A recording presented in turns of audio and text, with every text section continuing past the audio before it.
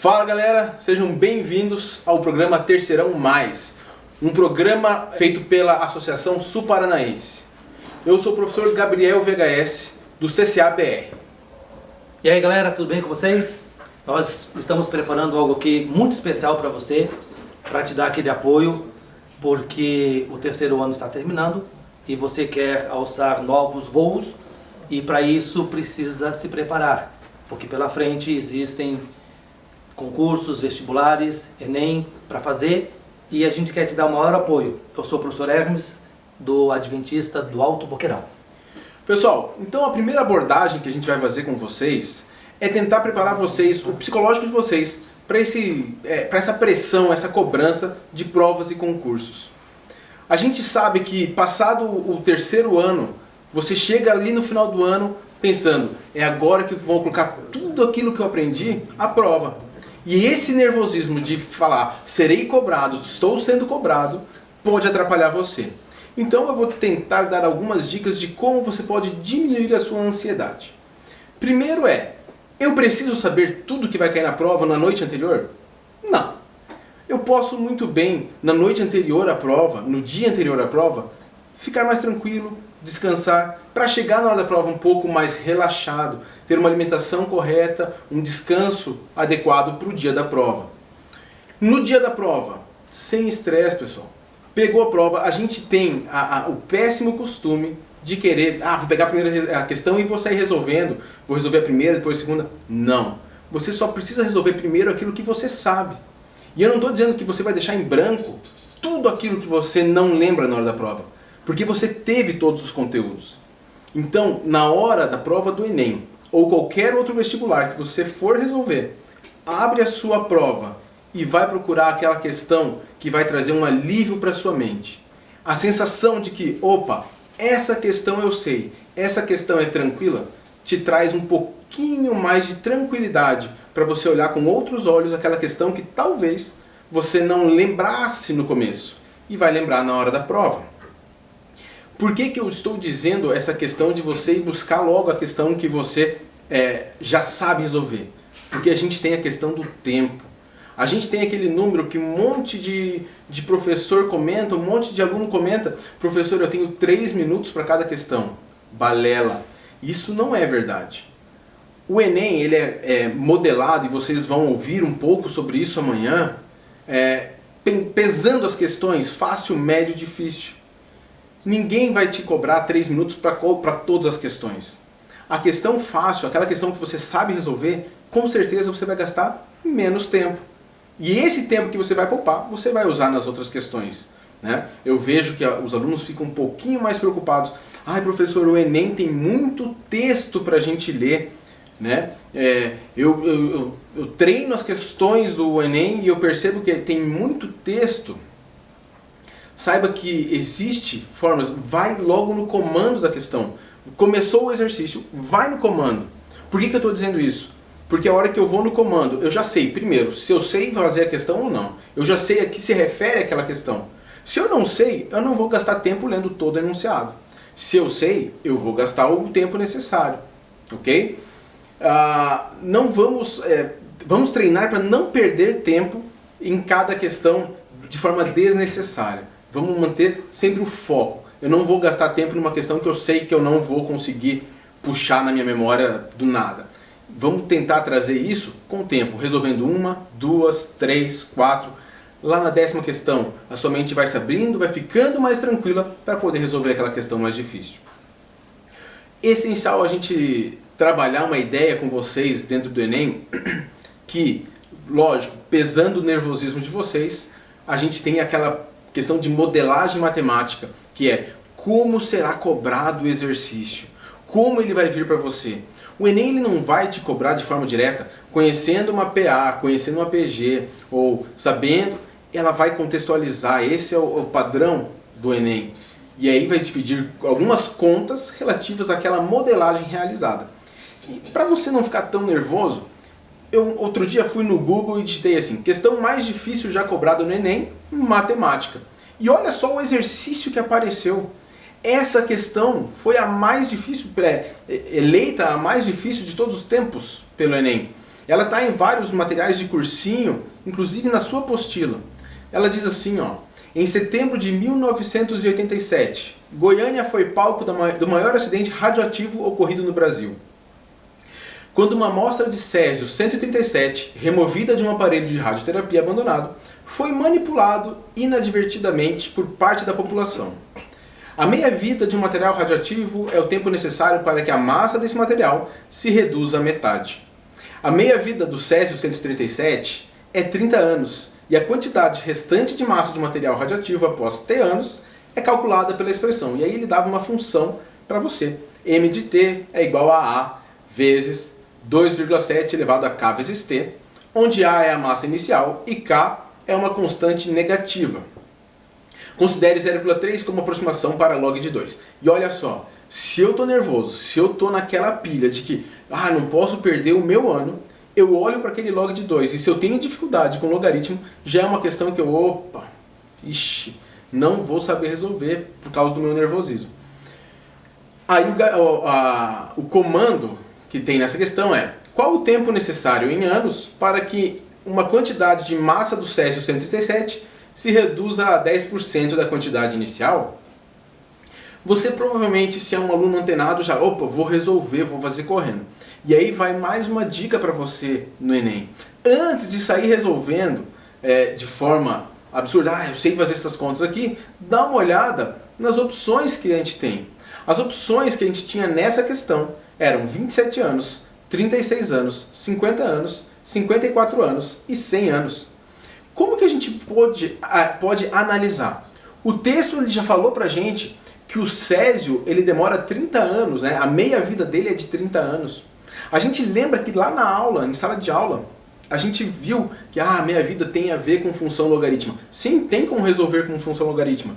Porém, se eu tenho uma quantidade m de césio 137, eu sei que daqui a 30 anos a gente teria 50% daquela massa.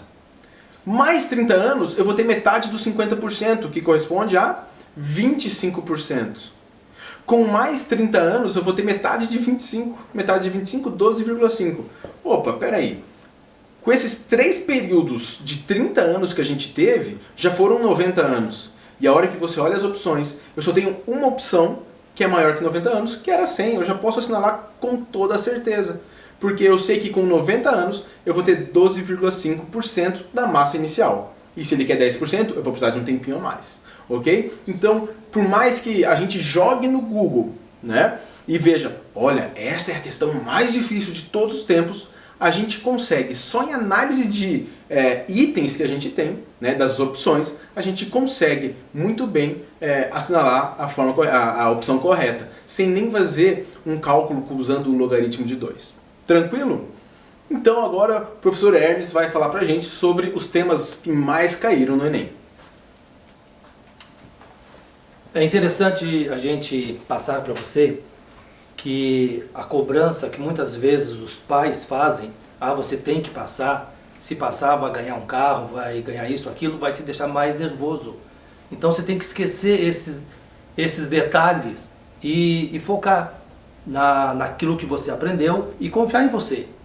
E essa cobrança que você faz de você, ou que os pais fazem de você, isso pode atrapalhar muito na hora de pegar a prova e resolver.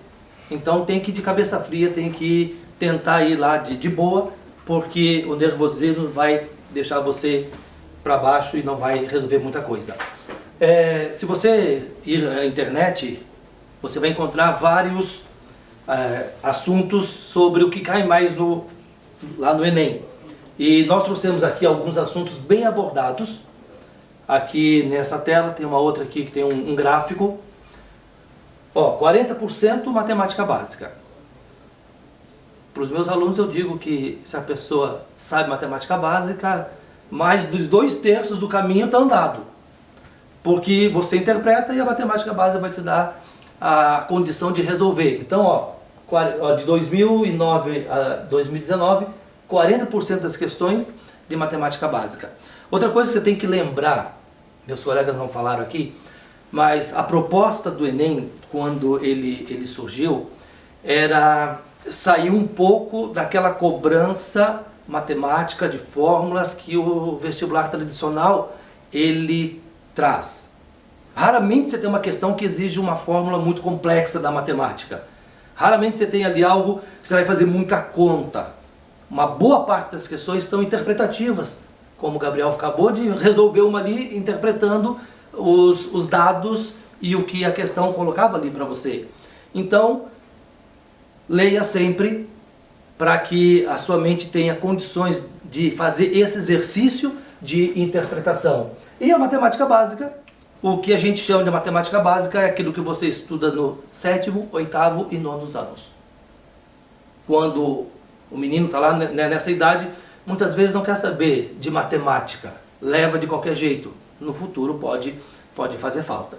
Se aquilo que você está escolhendo vai sair fora, vai sair da área de matemática, de exatas, de boa. Agora, se você for para qualquer concurso público aí, o que cobra? Matemática e português e os assuntos relativos à função que você vai exercer. Então, matemática vai ser sempre cobrada de você. E temos aqui estatística e probabilidade, 20%, e você tem aqui as outras questões, funções, geometria plana, geometria espacial.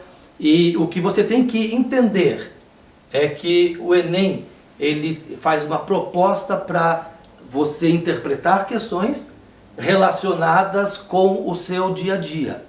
Então, fatalmente, alguns assuntos que você estuda lá na sala de aula, eles não vão cobrar do Enem porque foge do objetivo do Enem. Mas num vestibular, de repente, você vai fazer um outro vestibular, isso eles vão cobrar de você. E aqui tem outros assuntos abordados também, números de questões que foram colocadas nas provas. Então isso aqui, para que serve isso aqui? Para que na hora que você for estudar, você pega aqui, ó, estatística, 204 questões, conjuntos numéricos, 166. Então vai estudar isso. Não precisa estudar de repente tudo. Então vai estudar aquilo que mais cai. Isso pode ser na sua prova? Talvez não, mas é uma probabilidade de que isso continue acontecendo para você. Então você tem aqui os números de questões e tem assuntos que nem aparecem lá no vestibular. Dentro de parênteses, as vezes que essas questões, que esses assuntos foram cobrados no Enem. Então, como eu já mostrei no slide anterior, matemática básica é uma cobrança muito grande nos vestibulares e também no Enem. Então, nós vamos trabalhar algumas questões aqui de razão, proporção e também de porcentagem. E a primeira questão, você deve estar analisando aí, olhando na sua tela, é uma de proporção. Nos últimos 5 anos, 32 mil mulheres entre 20 e 24 anos foram internadas nos hospitais do SUS por causa de AVC. Entre os homens da mesma faixa etária, houve 28 mil internações pelo mesmo motivo. Suponho que nos próximos 5 anos haja um acréscimo de 8 mil internações de mulheres e que o acréscimo de internações de homens por AVC ocorra na mesma proporção. Então, de acordo com essas informações, o número de homens que seriam internados por AVC nos próximos 5 anos corresponderia a... Perceba aqui que você tem uma questão de proporção. Então, vamos fazer a proporção. A primeira que você tem aqui, você tem, então, o exercício de número 1. Você tem 32 mil mulheres, eu vou deixar o 1000 fora, e depois na resposta tem ali. E aqui eu tenho 28. Uma coisa muito, muito importante dentro das proporções, esse número que eu coloquei em cima, ele corresponde a quem? Ao número de mulheres. E aqui embaixo o número de homens.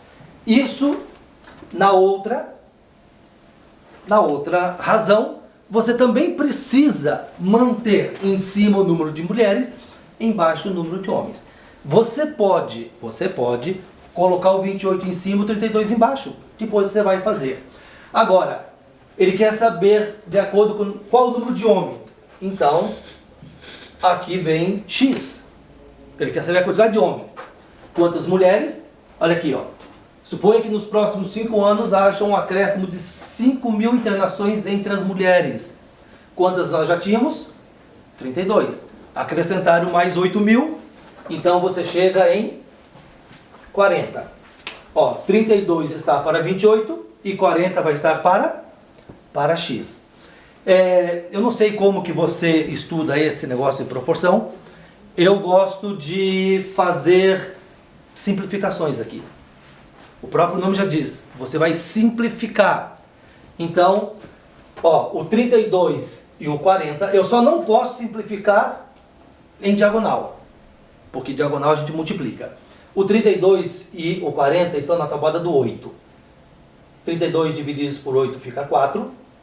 40 divididos por 8 fica 5. Dá para fazer mais uma. Dá para fazer mais uma simplificação aqui. Esse 4 que sobrou, por 4 fica 1. O 28 por 4 fica 7. Agora não dá mais para simplificar. E você vai multiplicar cruzado.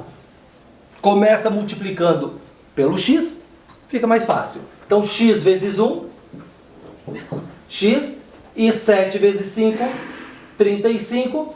Como nós estamos trabalhando com 1.000, com milhares, você tem 35.000, o quê?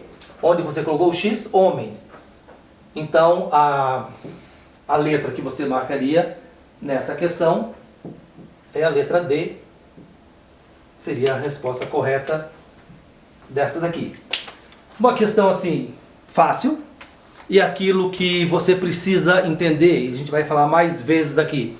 Uma questão fácil desse modelo você precisa acertar.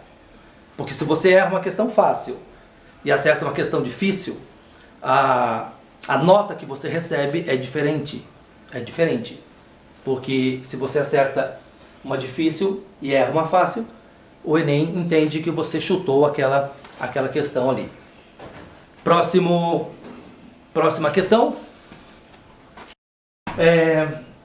Diz aqui, a Secretaria de Saúde de um município avalia um programa que disponibiliza para cada aluno de uma escola municipal uma bicicleta que deve ser usada no trajeto de ida e volta entre, muito cuidado aqui, ida e volta. Seria interessante quando você estiver lendo a questão, vá sublinhando itens importantes, informações importantes que são passadas ali, para você não esquecer disso aqui. Então, ida e volta entre a escola e a sua casa. Na fase de implantação do programa, o aluno que morava mais distante da escola realizou sempre o mesmo trajeto, representado na figura, na escala de 1 para 25.000, por um período de 5 dias. Então, mais uma informação, mais duas informações aqui importantes para a gente analisar. Então, a escala 1 para 25.000 e de volta durante 5 dias. Então, deixa eu colocar aqui 5 dias. Vamos verificar a figura. A figura está aqui. Quantos quilômetros esse aluno percorreu na fase de implantação do programa? Então, aqui você tem a casa, o trajeto que o aluno faz e chega lá. Cada quadradinho desse, aqui no desenho, está representado por um centímetro. Então, quantos quadradinhos esse aluno percorreu até chegar na escola?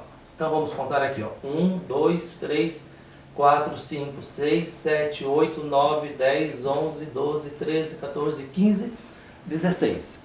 Lembra que aí de volta? Então ele vai percorrer o mesmo trajeto até voltar em casa. Então, na verdade, ele percorre 32.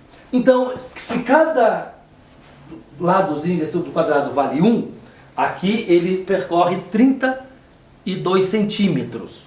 Aí você entra, como ele deu a informação de uma escala, você entra com o seu conhecimento de escala. Outra coisa, durante quanto tempo? 5 dias. Então, 32 é um dia. Mas ele fez, por isso que eu disse, sublinha as informações ali, porque se você faz uma vez, você pode, aliás, você pode não, você vai errar a questão. Então, 32 um dia, vezes 5, então você tem 160 centímetros aqui. Qual é a escala? De 1 para 25 mil. O que significa a escala? Cada 1 centímetro aqui no desenho correspondem a 25 mil centímetros no real. Então você monta uma proporção aqui, ó, de 1 para 25 mil. Lembra, em cima é desenho. Então aqui em cima tem que vir o desenho 160. E aqui embaixo é x, aquilo que eu quero encontrar. Lembra que nós estamos trabalhando com centímetros. E o exercício quer quantos? Quilômetros. Depois a gente faz a troca daquilo ali. Como aqui, ó, não dá para simplificar nada porque os dois que eu poderia simplificar estão em diagonal. E em diagonal a gente não simplifica. Então x vezes 1 é x. Igual. Multiplica 25 vezes 16. Isso vai ficar... Deixa eu fazer essa conta aqui. 30 vão 3, 8. Aqui 12 vai 1, 3, 0, 0, 4. Então eu tenho 400. Quantos zeros eu não usei? 1, 2, 3, 4. 1, 2, 3, 4. Então eu tenho aqui 4 milhões de centímetros. E como que eu faço? Não tem 4 milhões ali, ó. E como que eu faço para transformar isso aqui em quilômetro? Em quilômetro. 1, 2, 3, 4, 5, 6. Deixa eu colocar aqui quilômetro, hectômetro, decâmetro, metro, decímetro, centímetro e milímetro. Nós estamos aqui, ó. E você precisa chegar aqui, ó. 1, 2, 3, 4, 5. São 5 unidades que eu estou passando. E cada unidade ela é 10 vezes maior ou menor. Como eu estou levando da menor para maior, eu vou dividir. 1, 2, 3, 4, 5. Então eu vou dividir por 100 mil.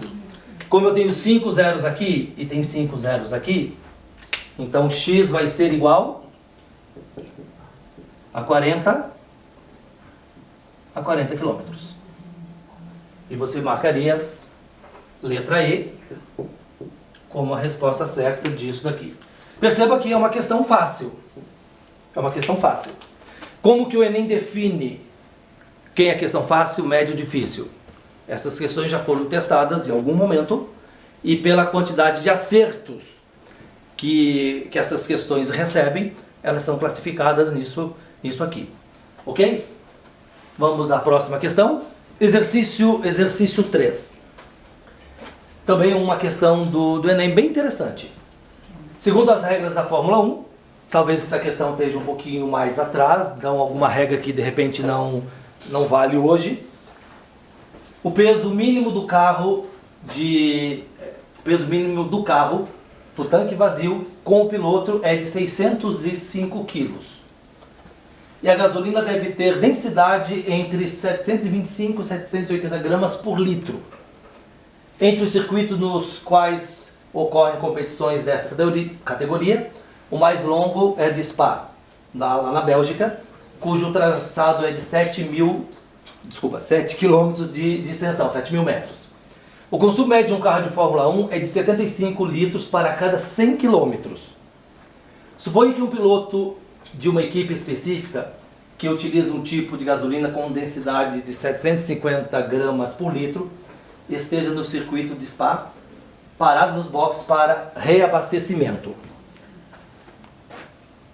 Caso ele pretenda dar mais 16 voltas, ao ser liberado para o retorno à pista, seu carro deverá pesar no mínimo, e ali tem as alternativas. Ok? Então, 16 voltas. Deixa eu colocar aqui. Ele precisa dar 16 voltas ao final. Então, eu preciso calcular aqui quantos quilômetros ele vai percorrer nessas 16 voltas. Então, a pista tem 7 quilômetros de extensão. Então, você vai fazer 16 vezes 7, 42, vão 4, 11. Então, me restam aqui 112 quilômetros. 112 quilômetros. E qual vai ser o consumo em litros, em gasolina, para fazer esse 112? A informação que eu tenho é que 75 litros, ele faz 100 quilômetros. Eu tenho uma proporção aqui. Então, eu vou fazer essa proporção. Se para 75 litros ele percorre 100 quilômetros, lembra aquilo que eu falei em questões anteriores? Aqui em cima, vou colocar aqui L de litro, aqui embaixo, quilômetro. Por que isso? Porque eu preciso manter a mesma ideia aqui. Quantos quilômetros? 112. Eu quero saber quantos litros serão gastos aqui. Se você tem o costume de fazer simplificações aqui, então usa a simplificação aqui porque vai te dar um ganho assim muito grande. Você multiplicar 75 vezes 12, depois dividir por 100, até que para dividir por 100 fica legal. Faz assim, ó. 75 e o 100 dá para simplificar por 25. Quantas vezes o 25 cabe em 75? 3. E o 100? 4. Agora, o 112 dá para dividir por 4. Então, simplificando aqui por 4 fica 1. Simplificando aqui por 4, aqui vai dar 2. 28, 32. Isso. Aqui, como ficou 1, eu vou multiplicar isso daqui. Então, x vezes 1 é x. 8 vezes 3, 24, vão 2. Aqui eu tenho 84 litros. Então, ainda eu vou... Esse carro vai precisar 84 litros. Só que a densidade dessa gasolina usada é de 750 gramas por litro. Então, o que eu vou fazer aqui? Eu vou ver quanto vai pesar toda essa gasolina. 84 vezes 750.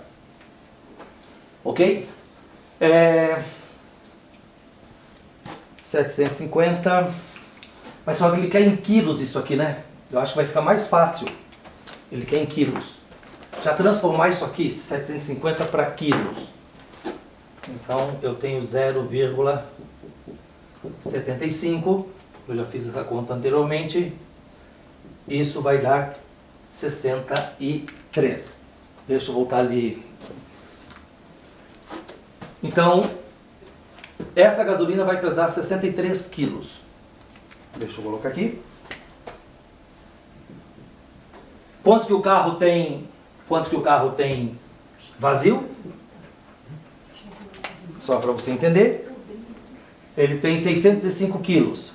Mais os 63 quilos do combustível que foi colocado lá. Então, aqui eu tenho 8, 6 quilos. Corresponde à letra B. Então você vai ter a letra B como resposta correta deste exercício aqui. Não é difícil, mas também não é simples assim para você chegar, vou fazer de boa o exercício. Mais uma questão do Enem. Essa aqui é bem simples. Número 4. Uma enquete realizada em março de 2010 perguntava aos internautas se eles acreditavam que as atividades humanas provocavam aquecimento global. entre 3 alternativas possíveis e 279 internautas responderam a enquete, como mostra no gráfico. Tem sim, não, não sei avaliar. Tem os indecisos sempre, né? Analisando os dados do gráfico, quantos internautas responderam não à enquete? Então você tem aqui 25%. Ok? O que você vai calcular? Você vai calcular 25% de 279. Como que você faz para calcular porcentagem? Você tem regra de 3, você tem o raciocínio lógico que muitos de vocês fazem, e você tem a multiplicação. Eu gosto de trabalhar com a multiplicação. Então transforma esse percentual em número decimal, 25 por 100. Então o próprio nome já diz, vai dividir por 100 e você tem 279. Fazendo essa multiplicação, eu já fiz essa multiplicação. Só deixa eu achar aqui onde está ela. Não, tá. 20. Não fiz. Então vamos fazer essa multiplicação aqui. 279 vezes 25. E nós vamos achar aqui 45 vão 4. 35, 4, 39 vão 3. 12 não, 13. Se for um 3, tem que ser 13 aqui. 18 vai 1. 14, 1, 15 vai 1. E 1, 5. Então tenho 5. Eu tenho 17. 9, 6. Então eu tenho 69,75. Lógico que você não tem 69,75 pessoas, né? Então, esse número está entre mais de 50 e menos de 75. Isso aqui é a letra C. Então, um exercício relativamente simples de se resolver. Número 5. Exercício de número 5. Deixa eu pegar o passador. Uma pessoa aplicou certa quantia em ações. No primeiro mês, ela perdeu 30% do total investido e no segundo mês recuperou 20% do que havia perdido. Depois desses 2 meses, ela resolveu retirar o valor aplicado e retirou R$ 3.800 gerado por essa aplicação. A quantia inicial que a pessoa aplicou em ações corresponde a qual valor? É uma questão sim que demanda um pouco de sensibilidade matemática para você resolver. Então eu começaria assim, ó. Valor aplicado. Eu não sei. Então eu vou representar esse valor por X. Ela perdeu 30% do valor investido. Então, 30% de X. Ou, se você quiser, em vez de colocar 30% de X, você pode fazer o seguinte. Se ela perdeu 30%, ela ficou com quanto? Ela ficou com 70%. Então, e 70% é 0,7 de X. 0,7 de X. Agora, no segundo mês, no segundo momento, ela recuperou 20% do que havia perdido. Então, 20% de quem? De 30%. Como é que eu faço isso? Sempre trabalha com o decimal que fica mais fácil. Sempre trabalha com o decimal que fica mais fácil. Então, mais, ela ganhou, na verdade, 20%, então 0,2 vezes 0,3 de X. Isso, ao final, rendeu quanto? 3.800. Vamos fazer a multiplicação. 0,2 vezes 0,3. Então 0,7x mais aqui dá 6, são duas casas. Então você tem isso daqui, ó. Isso aqui também é uma questão de função não, equação do primeiro grau. 0,7 mais 0,06, isso fica 0,76x igual a 3.800. Passa dividindo 3.800 divididos por 0,76, a gente fica morrendo de saudade da calculadora, né? Para fazer isso aqui. Um detalhe, como tem duas casas decimais embaixo, eu posso pegar essa vírgula e trazê-la para cá. Quando eu levo para a direita, eu estou multiplicando por 100. E aí a regra diz o seguinte: se eu multipliquei por 100 embaixo, eu sou obrigado a multiplicar por 100 em cima. Então, o que nós vamos ter aqui? X vai ser 3800 vezes 100 mais 00, e aqui divididos por 76. Eu sei que você sabe fazer essa continha, nem que seja na calculadora, ok? Isso vai dar. Quer ver uma coisa? Pega 380 e aqui isso dá alguma coisa em 5. 30, isso. 3 zeros que eu não usei. Então eu tenho isso aqui em termos de reais. Então a pessoa aplicou 5.000 reais. Isso é a letra C. Isso é a letra C. Já viu falar em IMC? Já calculou seu IMC? Aqui vai te dar alguma chance de fazer esse cálculo. Número 6. A figura mostra como calcular as medidas, sabendo que para as mulheres a adiposidade normal está entre 19% e 26%. IMC foi um índice que foi muito usado no passado, e fizeram novos estudos e encontraram o IAC, que é o índice de adiposidade corporal. Alguns têm mais, outros têm menos. Não vamos discutir isso. Ok? Aqui está um quadro. Aqui está um quadro em que faz a comparação entre o velho IMC, o índice de massa corporal, e o novo IAC, o índice de adiposidade corporal. Ok? Eu só vou passar o slide um pouquinho para frente, que não coube no mesmo slide, vai ficar muito pequeno, para pegar alguns dados. Uma jovem, o IMC dela é de 20 quilos por metro quadrado. A circunferência do quadril é de 100 centímetros. 60 quilos é a massa.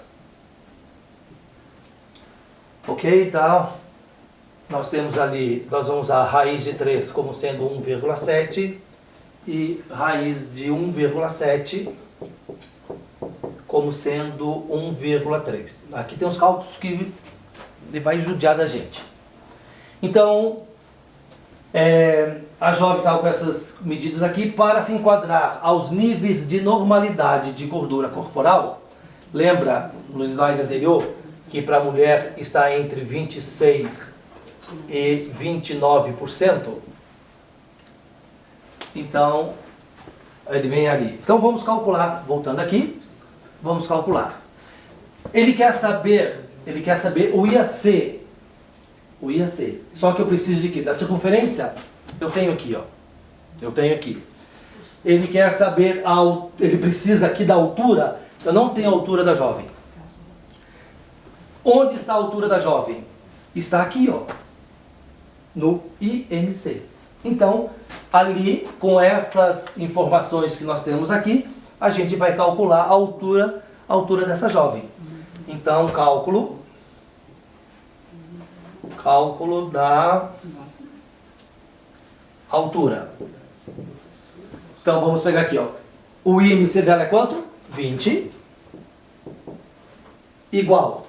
A massa em quilos, está aqui 60. E a altura vezes a altura em metros. Então, vamos colocar A vezes A aqui embaixo. Uma coisa que você pode fazer, de boa, esse 0 com esse 0, está fora. E esse 6 com esse 2 aqui, ó, também está fora. Multiplica isso aqui cruzado, ó, a vezes 1, fica a ao quadrado. Aqui embaixo ficou 1 vezes 3 dá 3. A vai ser a raiz quadrada de 3. E a informação do exercício disse que isso é 1,7. A altura é em metro, então essa jovem tem 1,70 m. Agora eu já posso calcular o índice de adiposidade corporal, porque a circunferência eu tenho aqui, já foi dada, e agora eu calculei a altura. Então só substituir, e aí vem umas continhas básicas. Então, o IAC, ela vai ser, qual é a circunferência? 100. Altura vezes a raiz quadrada da altura. Isso é judiar de vocês. Altura 1,7 vezes a raiz quadrada de 1,7 menos 18. Então, o IAC vai ficar 100 vezes 1,3, errei, 1,3 vai ser depois, 1,7 vezes 1,3 menos 18. Então, isso aqui vai ser, multiplicando 1,7 vezes 1,3, deixa eu colar aqui para a gente não perder tempo, 2,21. Que aqui nós não estamos aqui para ensinar essas continhas para vocês, então, usando aqui a calculadora para fazer fica mais fácil. Lá na hora do Enem, aí aquele famoso se vira. Aquele famoso se vira. Agora, 100 divididos por isso daqui. Isso aqui é maldade, né? Que fazem com as criaturas. Fazer essa divisão que não é uma divisão exata. Aquele, eu já apaguei aqui, você multiplicar por 100 para tirar a vírgula também funciona. Ou aquele famoso complete as casas decimais, isso aqui serve. Isso aqui vai dar 45,24. 45,24, lógico, eu fiz na calculadora antes, né? Porque se não tiver, eu me viro. Eu dou meu jeito. E fazendo essa subtração aqui, você vai achar 27,24%. Ok? Eu acho que eu coloquei uma informação errada aqui, só deixa eu voltar. Aqui, tá errado aqui. É de 19, eu sabia que tinha um 9 e tinha 26. De 19 a 26. E essa nossa moça aqui está com 27,24. Está fora? Está fora do padrão, tá? As medidas aqui que eles colocam como normais. Ela está fora do padrão. Então, para frente, aqui. Então, se ela está fora do padrão, 26. Então tá 1, alguma coisa aqui fora. Ela deve reduzir seu peso o excesso de gordura em 27%? Não. Manter os mesmos níveis? Não, porque está fora. Aumentar também não. Aumentar o nível não. Então qual que sobrou? Reduzir seu excesso de gordura em cerca de 1%. Então um pouquinho mais de 1% isso aqui. Então a letra A é a letra que você deve marcar isso aqui. Então perceba que você tem algumas coisas complicadas para fazer no Enem. Esse modelo de divisão aqui, se fosse multiplicação de decimal é tranquilo, mas a divisão é um pouquinho mais complicada. Então treina isso, porque eles cobram e você não tem calculadora lá. Tem gente que não consegue fazer isso daqui. Então eram essas questões que eu queria trabalhar com vocês. Fica aqui minha dica. Não são coisas difíceis, mas também não é coisa para chegar lá eu vou tirar de vez. Estuda, se esforça, porque você vai conseguir bons resultados para coroar seu esforço. Legal? Obrigado. Galera, vamos dar continuidade no assunto. né? A gente vai usar um pouco a abordagem de trigonometria. Se a gente for parar para pensar no assunto de trigonometria, é um assunto um tanto quanto amplo, né? Porque a gente vem carregando a ideia de trigonometria lá do 9º ano, quando vocês tiveram a primeira ideia ligada ao triângulo retângulo. Porém, a gente, quando estuda a trigonometria já no 2º ano, a gente abre um leque muito grande de possibilidades que o exercício pode ter. Para isso, então, eu quero fazer a primeira abordagem com vocês em como isso pode aparecer. Primeiro falando dos triângulos, né? O primeiro triângulo que a gente acaba trabalhando é sempre o triângulo retângulo. Triângulo retângulo, triângulo que possui um ângulo reto, ok? Quando eu estou trabalhando com trigonometria, eu estou me referindo sempre ao ângulo, né? O que é a trigonometria, afinal, quando você começa ela? É a razão entre os lados de um triângulo em relação a um dos ângulos. Ou seja, eu pego aqui o alfa ou eu pego aqui o beta. Lá no 9º ano a gente usava um dos ângulos agudos, né? Vamos tentar puxar uma memória rápida para a gente poder usar mais para frente. Quando eu tenho um triângulo retângulo, eu conheço os 3 lados, né? Os 2 lados que formam um ângulo de 90 graus são chamados de catetos, então cateto e cateto. E o lado maior, o lado oposto ao ângulo de 90 graus, a gente chama de hipotenusa. Hipotenusa. Alguns alunos acabam se desesperando falando assim, professor, mas qual que é o oposto e qual que é o adjacente? Depende. Eu não posso falar, esse é o cateto oposto, se eu não estou me referindo a um dos ângulos desse triângulo. Então, no caso aqui, se eu me referir ao ângulo alfa, esse cateto é aquele que está oposto, aquele que está do outro lado. Então, ele será cateto oposto ao ângulo alfa. Da mesma forma, se eu tenho esse cateto que está próximo ao ângulo alfa, a gente chama de cateto adjacente. E para que a gente usa essa nomenclatura? Para a gente chegar nas razões trigonométricas. As 3 principais razões trigonométricas, a gente tem lá o seno, o cosseno e a tangente, né? Se a gente olha para o triângulo, o que era o seno? O seno de alfa seria o cateto oposto sobre a hipotenusa. O que é o cosseno de alfa? É o outro cateto, é o cateto adjacente sobre a hipotenusa. O que é a tangente? Cateto oposto sobre cateto adjacente. Tá aí.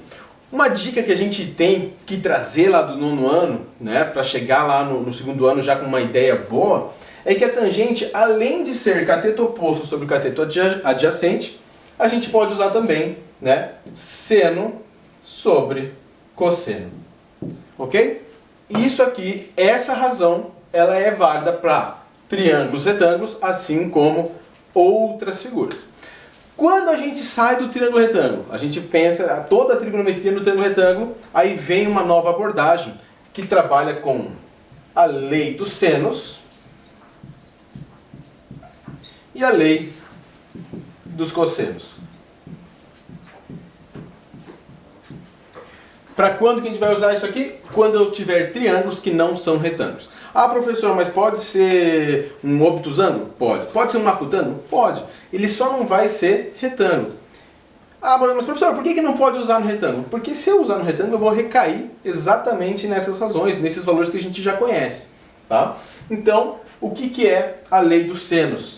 A gente relaciona os lados com o seno do ângulo oposto. Então, o lado Azinho dividido pelo seno do ângulo Azinho é igual Bzinho sobre seno do ângulo B, que é igual Czinho sobre seno de C. Uma dica, tá? Eu vou dizer assim que em 90% dos casos, quando que eu vou usar a lei dos senos? Quando eu conheço 2 ângulos e um lado, ok? Então, dado um triângulo qualquer, se eu conheço 2 ângulos e um lado, provavelmente eu vou usar lei dos senos. Uma dica a mais é que se eu conheço 2 ângulos do triângulo, como consequência eu conheço o terceiro, ok? A lei dos cossenos, ela lembra um pouco o teorema de Pitágoras. Ela lembra o teorema de Pitágoras. A gente diz lá que A ao quadrado é igual a B ao quadrado mais C ao quadrado menos 2BC vezes o cosseno do ângulo A. Eu vou relacionar esse lado com esse ângulo. Esse ângulo é o ângulo oposto ao lado que eu estou calculando, tá? Quando que eu vou usar a lei dos cossenos? Eu vou dar a dica, assim como eu dei da lei dos senos. Em 99% dos casos, a lei dos cossenos, ela será utilizada quando eu conheço dois lados e o ângulo formado entre eles. Se eu só conheço um dos ângulos, a chance de eu ter que usar a lei dos cossenos é muito grande, é extremamente grande, tá? Mas você vai falar assim, professor, mas é sempre assim? Não. Eu falei que é 99% porque existem exercícios que podem, por exemplo, dado três lados, calcule o cosseno, né, de um dos ângulos determinados. Eu consigo usar a lei dos cossenos, não sendo uma daquelas características que eu falei, que é do ângulo formado pelos dois lados conhecidos. Tá bom? Então a primeira ideia que a gente tem de trigonometria acaba sendo exatamente isso que está no quadro. Conhecendo também os ângulos notáveis, né? Os ângulos de 30 graus, 45 e de 60 graus. Tranquilo? Eu vou fazer um desenho aqui para a gente falar um pouquinho sobre circunferência trigonométrica. Um segundinho. Galera, então, circunferência trigonométrica, assunto abordado lá no segundo ano do ensino médio de vocês. A primeira impressão que a gente tem da circunferência trigonométrica é exatamente essa visão aqui, né? Eu tenho um eixo horizontal, eu tenho um eixo vertical e eu tenho uma circunferência. Quais são os detalhes da circunferência trigonométrica? Primeiro, o seu raio vale sempre 1. Sempre 1. Então, do centro para cá é 1, do centro para cima é 1, 1 e 1. Esse ponto aqui, que eu estou chamando de A, vai ser o ponto de início de qualquer arco que a gente use para demonstrar na circunferência trigonométrica. A ideia que a gente tem é que, se for um arco positivo, vai no sentido anti-horário, e se for um arco negativo, vai no sentido horário. Tá? A gente relembra vocês também de que, professor, eu sei que uma volta inteira, né, equivale a 360 graus. Sim, vale 360 graus. Mas é falado para vocês, dentro do ambiente de sala de aula, que por um motivo de divisão, de espaçamento entre dois números, a gente, dentro de arcos, dentro da circunferência trigonométrica, temos também uma nova unidade de medida. Qual era a unidade de medida que a gente utilizava aqui? Radianos, né? Tem um porquê. E eu preciso saber isso? Ninguém vai te perguntar. Só que eu preciso saber transformar, pelo menos, radianos em graus. Professor, eu sou muito bom em graus. Usa graus, não tem problema nenhum. Professor, eu sou muito bom em radianos. Usa radianos, não tem problema nenhum. É a mesma, são números diferentes para demonstrar a mesma coisa, tá? Então, só para a gente relembrar, uma volta completa em radianos vale 2π. Como é que eu faço para transformar de radianos para graus? Posso usar uma regrinha de 3. Se eu sei que 360 vale 2π, eu posso pegar qualquer arco em graus e transformar em radianos, qualquer arco em radianos transformar em graus. Ok? Itens principais da circunferência trigonométrica. A gente tem aqui o eixo Y, que a gente chama também de eixo dos senos. Eixo dos senos. E o eixo X a gente chama de eixo dos cossenos. Importantíssimo isso aqui, né? Porque agora a gente consegue achar valores para determinados arcos. Quando eu pego um arco, por exemplo, nesse ponto, para eu descobrir, né, ele tem uma abertura, esse é o arco que a gente está trabalhando, a gente consegue achar o valor do cosseno dele, que é essa medida aqui, e conseguimos achar o valor do seno desse ângulo, né, desse arco, que vai estar aqui. Detalhes principais para a gente relembrar, isso aí tem que vir na nossa memória, né? Se eu tenho como mostrar isso para vocês, se eu vou pôr aqui duas circunferências, essa eu vou chamar de circunferência do seno, essa é do cosseno, aonde tenho os sinais em cada quadrante. No primeiro quadrante, seno é positivo, segundo quadrante, positivo, terceiro negativo, quarto negativo. Para o cosseno, primeiro é positivo, negativo, negativo, positivo. Professor, faz aí da tangente. Não precisa. Por quê? Porque tangente é seno sobre cosseno. É só fazer a regrinha de sinal. Então, no primeiro quadrante, mais com mais, mais. Segundo quadrante, mais com menos, menos, ok? Usa aquela informação que eu dei no começo da aula, você consegue achar o seu sinal. Detalhes importantes que se eu pego nesse desenho aqui, me facilita lá na frente. Quando eu tenho um encontro do positivo com o negativo, se eu parar para pensar um pouquinho, né? Ó, aqui eu tenho um encontro do positivo com o negativo. Ele vai subir até aqui, vai ficar mais positivo, depois desce de volta e depois ele fica mais negativo. O que seria no encontro do positivo com o negativo? Seria o valor 0. Então, seno desse arco aqui vale 0. Seno desse outro arco também vale 0. E até onde vai? Quais são os extremos dos valores de seno e cosseno? O maior valor de seno vale 1. O menor valor de seno vale menos 1. A hora que eu trago essa mesma ideia para cá, eu sei que o cosseno de 0 vale 1. Cosseno de 180 graus ou de π radianos vale menos 1. Encontro do positivo com o negativo, 0. Ok? Galera, a gente vai trabalhar dentro dos exercícios ali alguns ângulos, alguns arcos que são conhecidos da gente. Então eu não vou mostrar agora para a gente poder ver direto no exercício, tá bom?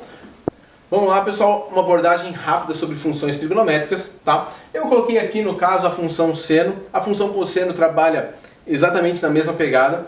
Função tangente, professor Caio. Gente, eu vou ser bem sincero, Enem já caiu o exercício, inclusive a gente vai resolver um exercício que caiu função trigonométrica, mas não é o enfoque deles, tá? Então, a função seno e função cosseno, existe uma chance de cair. Função tangente, extremamente difícil, extremamente difícil. O que eu quero falar sobre função trigonométrica? Sobre os seus parâmetros. Isso aqui que eu escrevi para vocês é exatamente uma forma genérica de eu escrever qualquer função seno. Onde A, B, C e D podem ser qualquer número real. Tá? O que acontece? O que cada um desses valores tem como característica dentro da função? Por exemplo, o A está somando ou subtraindo algo que tem o seno. O B está multiplicando aquela parte do seno. O C está multiplicando x. O que é x? X é a variável da nossa função, é o que a gente vai poder mudar os valores. E D está somando aquilo que tem a nossa variável. Tá? Então, é imprescindível que a gente olhe isso aqui e fale, oh, beleza, dada uma função qualquer, eu consigo identificar quem que é o A, o B, o C e o D. De forma extremamente rápida, o que o A faz para a gente em uma função trigonométrica? O A ele vai dar um deslocamento, ele vai deslocar ou para cima ou para baixo. A gente vai chamar de deslocamento vertical. Deslocamento vertical. Vou dar uma dica aqui. A hora que eu olho a função seno e a função cosseno, esse deslocamento vertical, esse valor do A, é exatamente a linha central, a linha média que a gente tem da senoide e da cossenoide, que é o gráfico dessa função. O B, que é o valor que está multiplicando o seno, ele vai trabalhar com a gente na amplitude. Amplitude da senoide ou da cossenoide. Vai ser o valor máximo vai aumentar, o valor mínimo vai diminuir. Ele vai alongar, ele vai esticar a nossa senoide. C, ele vai trabalhar o período. O que é o período de uma função? Tanto a função seno, quanto a função cosseno, quanto a função tangente, elas são funções que a gente chama de funções circulares. São funções que elas começam a se repetir depois de um certo tempo. Esse certo tempo que eu estou dizendo que ela leva para repetir é aquilo que a gente chama de período. Então, quando eu mexo no valor do C, quando eu multiplico a minha variável, eu estou dizendo a minha senoide ou ela pode esticar ou achatar ela, né, deixar ela mais comprimidinha ali. E o D é um deslocamento horizontal. Ou seja, ela vai pegar todo o nosso gráfico e vai levar ou para a esquerda ou para a direita.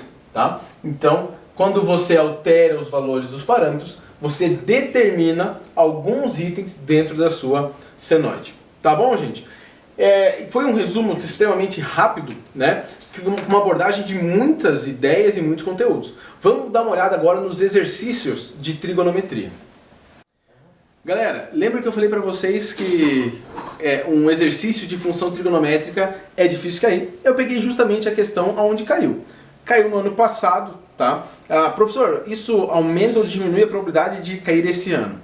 Vou ser bem sincero com vocês, não temos como prever, né? A gente tem desde 2017, uma mudança de rumo dentro do Enem, ok? Que a gente não tem muito como prever como serão os próximos anos. A gente acredita que a chance é pequena, porque dificilmente eles vão acabar repetindo a ideia de exercício. Vou passar para vocês aqui então o exercício de função trigonométrica. Ele faz uma modelagem matemática, né? Ele contextualiza o exercício partindo de um pistão, aonde o movimento do pistão é relacionado com essa função. H de t igual 4 mais 4 vezes seno de beta t sobre 2 menos π sobre 2.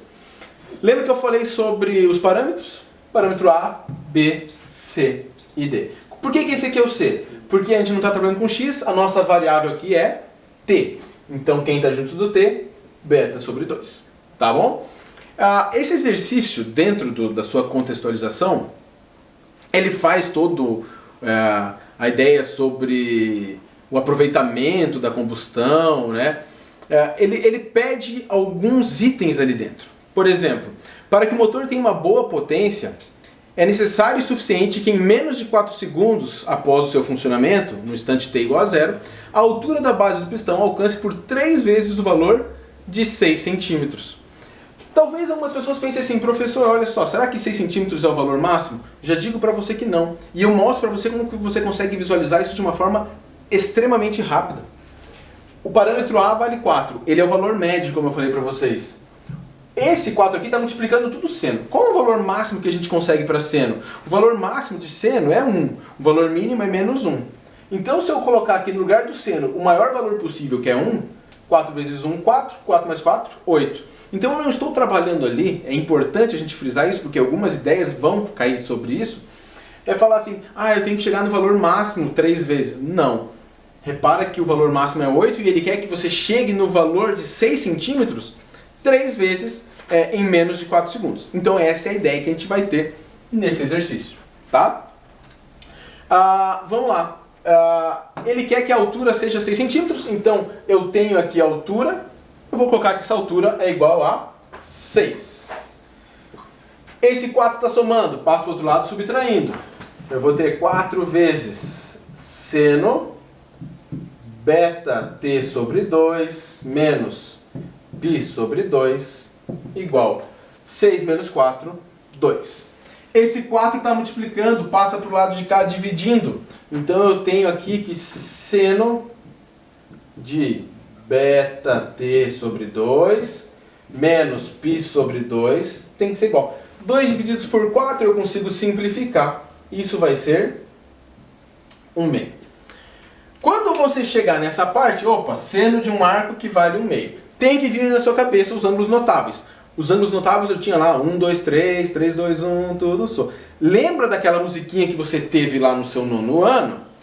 Puxa aquilo ali na sua cabeça e fala assim, beleza, seno de quanto vale 1/2, né? E o primeiro arco que vai vir na tua cabeça, eu espero que seja, né? Porque a gente já trabalhou de forma exaustiva isso aí, é o de 30 graus. Exatamente o ângulo de 30 graus. Qual é o detalhe? Aqui eu tenho π sobre 2. Qual é a unidade de medida que ele está trabalhando? Radianos. Então, galera, eu preciso transformar 30 graus para radianos. Usa a regrinha de 3, você vai ter lá π sobre 6 radianos. Tá? Beleza. Achamos aí, então, o valor do arco. Achamos mais ou menos. Por quê? Porque ele vai chegar a 3 vezes nesse valor. Então, presta atenção. Eu vou fazer um esboço do nosso gráfico, ok? Não precisa ficar perfeito, só para a gente poder ter a ideia do exercício. Vou ter algo aqui assim,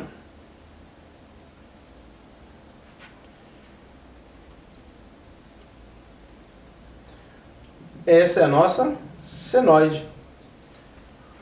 Esse é o nosso valor máximo, o valor 8 que a gente calculou. Como ele quer o 6 está um pouquinho abaixo do 8, eu vou dizer que está aqui. Eu acho aqui um primeiro arco, que é aquele π sobre 6. Ok? Eu acho aqui um outro valor dentro da nossa senoide, onde o nosso valor vale 6. Que arco é esse? Lembra de arcos simétricos? Seno, no primeiro e segundo quadrante, eles são iguais. Qual é o arco simétrico de 30 graus, ou de π sobre 6 radianos, dentro do segundo quadrante? Vai dar 5π sobre 6. E agora, professor, olha, terminou aqui o gráfico e não tem um outro valor. Acontece que a nossa senoide, ela é infinita, ela é cíclica, como eu disse para vocês.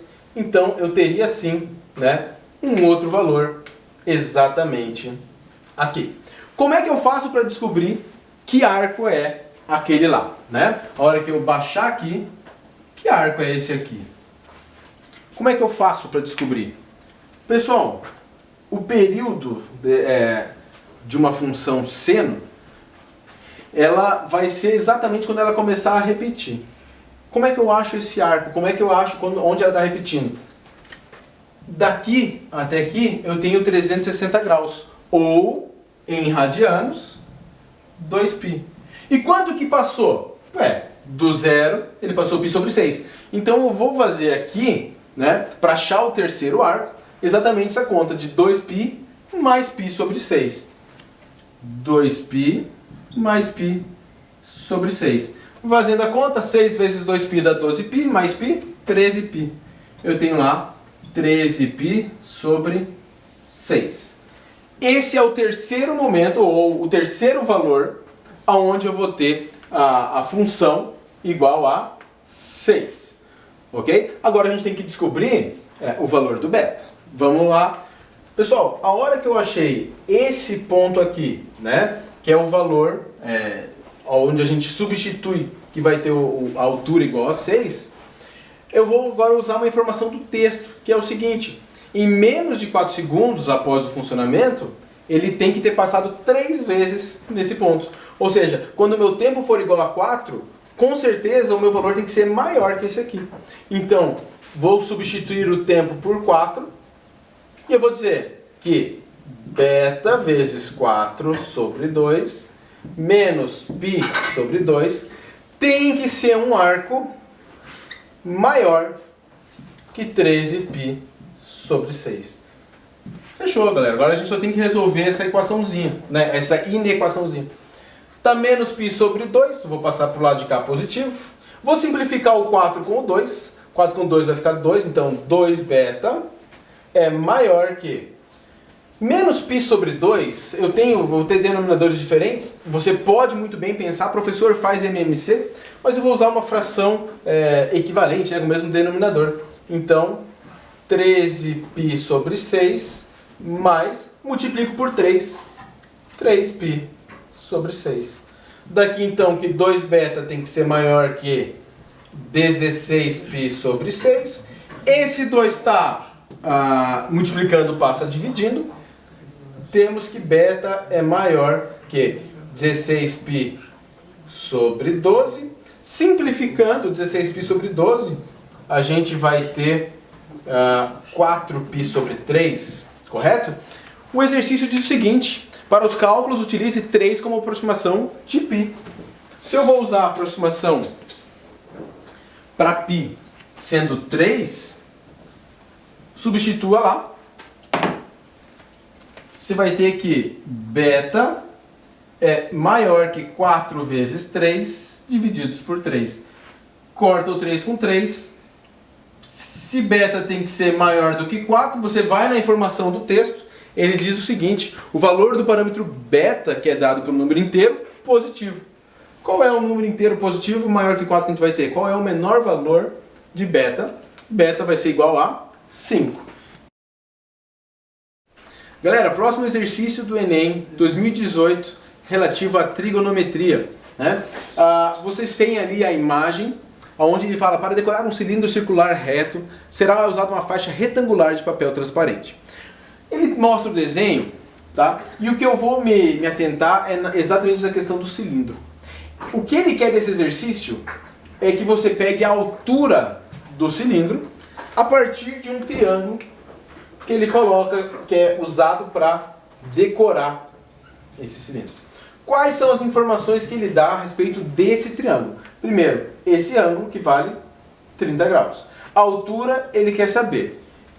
Em um momento do texto ele fala o seguinte, o raio do cilindro vale 6 sobre π. 6 sobre π. Como é que eu vou descobrir essa medida aqui? Aí eu vou ter que ter um pouquinho da sua sagacidade de olhar o desenho e ver que esse triângulo aqui foi enrolado, quantas vezes ele passou pelo ponto inicial. E a hora que eu vou na imagem, eu percebo que essa medida aqui, né, é como se eu dividisse em 6 vezes o comprimento. Eu tenho o comprimento aqui, comprimento aqui, comprimento aqui, 6 comprimentos daquela nossa base ali. Como é que eu calculo o comprimento da circunferência? 2 vezes o π vezes o raio, né? O pessoal fala lá, comprimento da circunferência, fala que a circunferência é uma pizza, e para você tentar lembrar um pouco isso aqui, é a borda da pizza, o cachupiri, né? Aquilo que está na borda da pizza. Então, substituindo, eu tenho lá 2 vezes o π vezes 6 sobre π. Simplifico, corto o π com o π, e eu tenho que o comprimento da nossa base aqui seria de 12 centímetros. E aí a hora que eu venho para o triângulo, eu sei que, opa, são 6 vezes o comprimento. A gente tem essa medida, 6 vezes 12, 72 centímetros. É a base do nosso triângulo. Aplica a razão trigonométrica. Em relação a esse ângulo de 30 graus, a gente quer conhecer o cateto oposto e a gente tem o cateto adjacente. Qual é a razão trigonométrica que usa o cateto oposto e cateto adjacente? Tangente. Tangente de 30 graus é igual ao cateto oposto, que vale h, sobre 72. Quanto vale tangente de 30? Né? Se eu não lembrar lá da tabelinha dos ângulos notáveis, eu posso usar seno de 30 sobre cosseno de 30. 1/2 sobre raiz de 3 sobre 2, ou raiz de 3 sobre 3. Isso aqui é igual a h sobre 72. 72 está dividindo, passa para o outro lado multiplicando. Então h é igual a 72 raiz de 3 divididos por 3. Dá para simplificar o 72 por 3. Dividindo 72 por 3 vai dar 24, né? Então, 24 raiz de 3 centímetros. Essa aí é a altura do nosso cilindro. Opção B nesse Enem aí, ok? Vamos para o último exercício de trigonometria.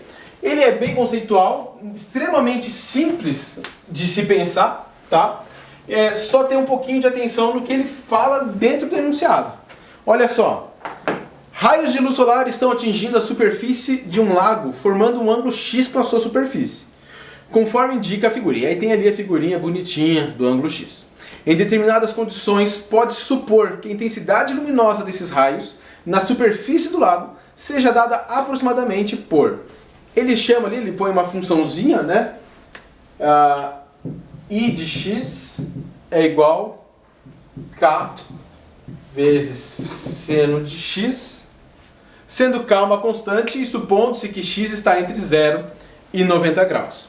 Quando x é igual a 30 graus, a intensidade luminosa se reduz a qual percentual do seu valor máximo? Primeiro passo, qual é o seu valor máximo? Como é que eu consigo encontrar o valor máximo da intensidade luminosa? Né? Quando eu tiver exatamente o valor máximo desse rapazinho aqui, seno de x. Qual é o maior valor de seno de x? 1. K vezes 1. Eu vou chamar então aqui de intensidade máxima, né? K vezes 1. K. Tá aí.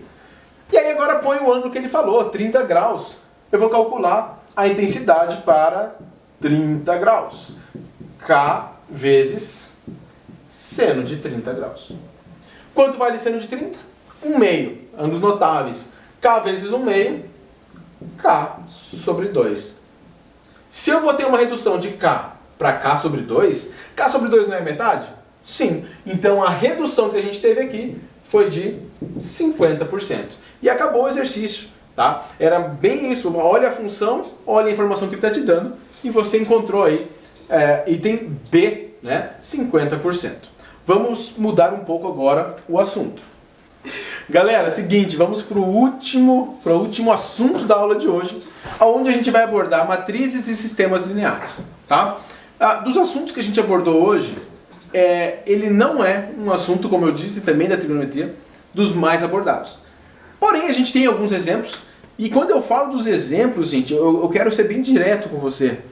Matriz. O que a gente aprendeu de matriz no nosso ensino médio, né? A gente aprendeu, por exemplo, que o estudo de matrizes é dedicado a uma disposição de valores em tabela, onde a gente utiliza linha e coluna. A gente tem lá aquela parte mais teórica de tipos de matrizes. A gente fala de, isso é uma matriz linha, isso é uma matriz coluna, isso é uma matriz unidade, isso é uma matriz quadrada, isso são as diagonais, matriz inversa, matriz transposta, simétrica. A gente tem esses tipos de matrizes. Toda essa teoria. A gente tem as operações com matrizes, né? Eu tenho adição de uma matriz com outra matriz. Eu tenho a subtração de duas matrizes.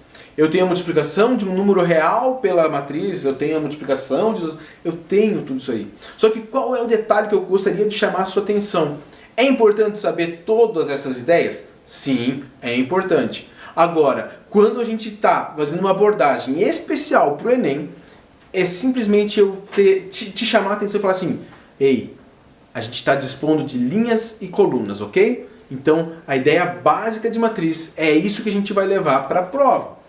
Quando a gente vai para sistemas lineares, né, a gente tem uma correlação entre matrizes e sistemas lineares e a gente tem como resolver esses sistemas.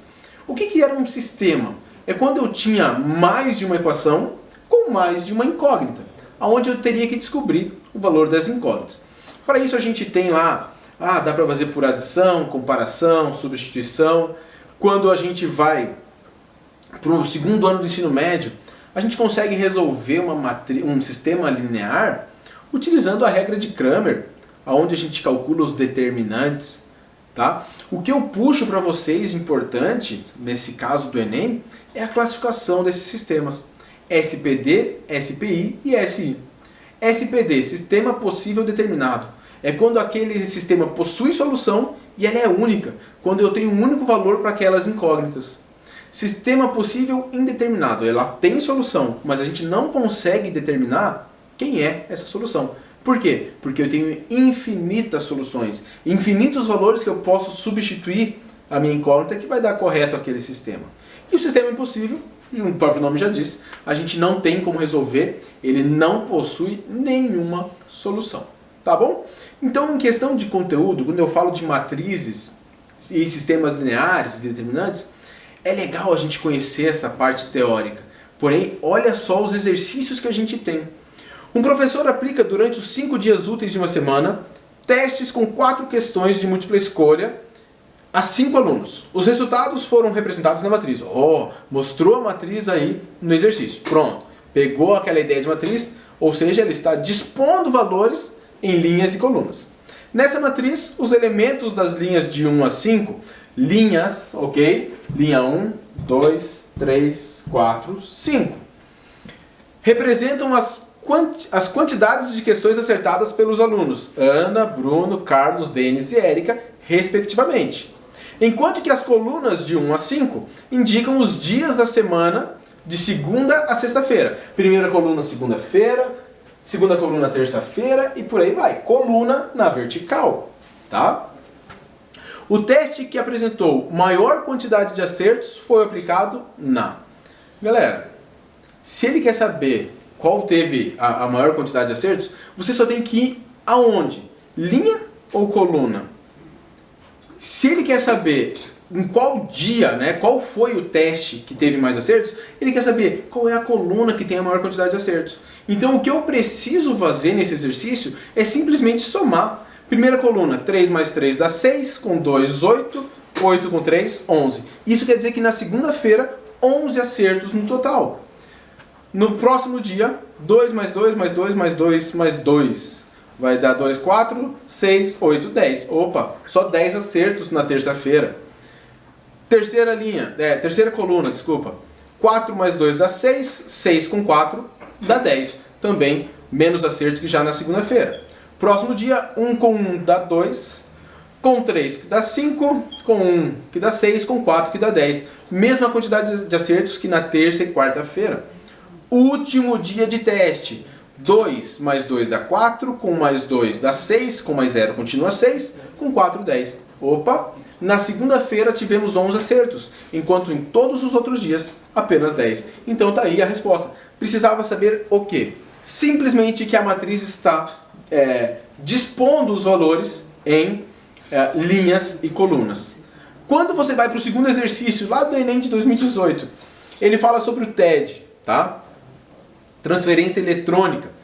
Disponível, ele dá uma explicada ali, que ele monta exatamente a matriz. Galera, é exatamente o mesmo conceito que ele utilizou no primeiro exercício. Ele fala o seguinte, ó.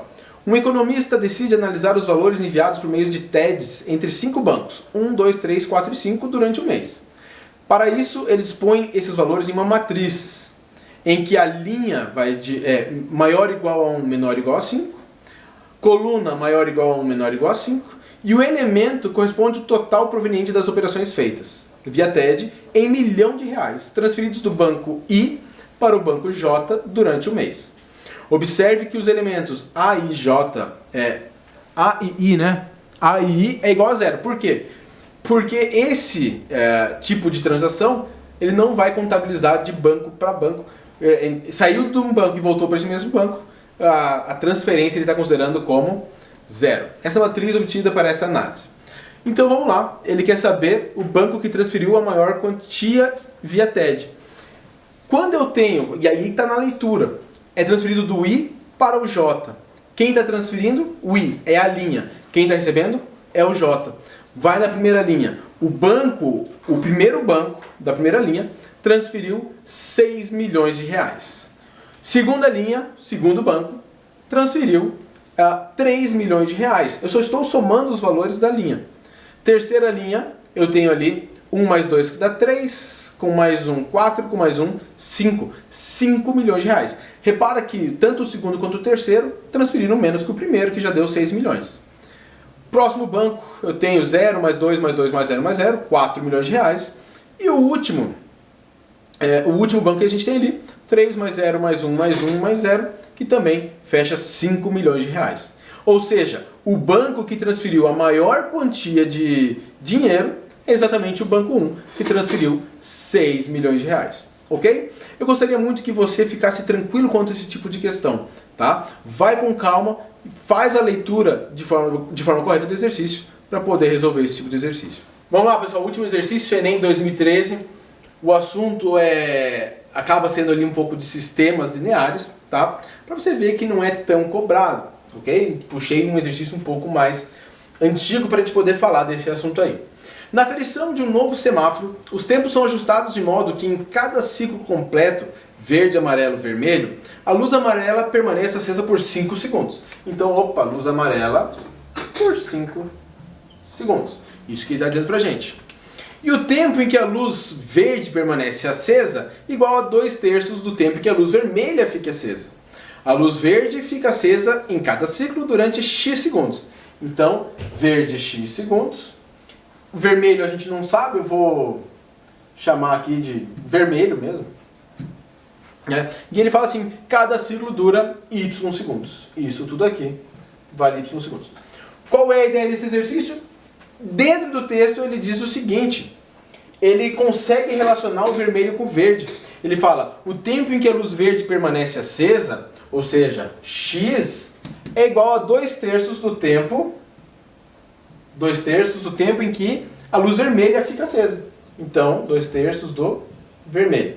Qual é a ideia aqui? Se eu consigo escrever X em função do vermelho, eu também consigo escrever o vermelho em função do X. Para isso eu só preciso isolar o vermelho. O 3 está dividindo, passa para o outro lado, multiplicando. O 2 está multiplicando, passa para o outro lado, dividindo. Ou seja, o vermelho é igual a 3x sobre 2. Então eu posso apagar aqui esse vermelho e escrever em função do x. Escrever em função do x. Olha, o vermelho vai ser 3x sobre 2. Aonde, o x é exatamente o tempo do verde. Agora usa as informações. Ele quer que você ache uma expressão que representa essa relação. A gente sabe que o tempo total é y, então eu vou somar tempo do vermelho, que é 3x sobre 2, mais 5, que é o tempo do amarelo, mais x, que é o tempo do verde. Tá? Vou jogar uma ideia aqui. Eu só tenho uma fração, um único denominador. Esse 2 está dividindo o 3x, eu vou multiplicar tudo por 2. 2 vezes y, 2y. 2 vezes a fração, vai cortar com o denominador, vai ficar 3x.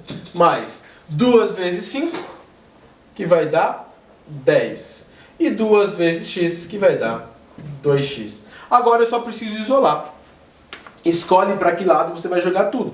Lógico, isso vai... professor, eu quero jogar tudo para a esquerda. Talvez a hora que se eu jogar tudo para a esquerda, eu olhar a questão, eu não vou achar o item, porque vai estar trocado todos os sinais. Provavelmente isso vai acontecer. Então eu vou te dar uma dica. Olha as suas opções dentro lá da questão. Todos os valores de x na opção estão positivos, não estão? Então deixa o x positivo, igual ele está lá. Então 3x com 2x, 5x. Esse 2y está positivo, passa para o outro lado, negativo. Menos 2y mais 10. E isso é igual a 0, porque não sobrou nada do outro lado. Tranquilo, gente? Então 5x menos 2y mais 10, opção B dessa questão. Tranquilo? Bom, esse foi o nosso dia de aulas. Espero que você tenha aprendido bastante coisa e espero que a gente tenha incentivado você a procurar o estudo, não apenas da matemática, isso serve para todas as coisas, de que o seu esforço ele vai ser recompensado. Não espere que as coisas vão cair assim de qualquer jeito para você, porque você tem que fazer a sua parte. E o que a gente pode fazer aqui é te dar algumas orientações, porque a gente não pode ir lá no dia e fazer a prova para você. Então a preparação é sua e esse dia foi bastante proveitoso, ou essas aulas foram bastante proveitosas, e você tem agora o rumo, você tem agora uma orientação para seguir o seu caminho rumo ao sucesso. Agradeço a presença de todos na aula de hoje, a atenção que vocês tiveram durante essa aula. Eu espero que a gente tenha colaborado com o sucesso de vocês. Amanhã vocês vão ficar com a Giovana e com o Felipe e a gente se vê novamente na quinta-feira. Um grande abraço, fiquem com Deus.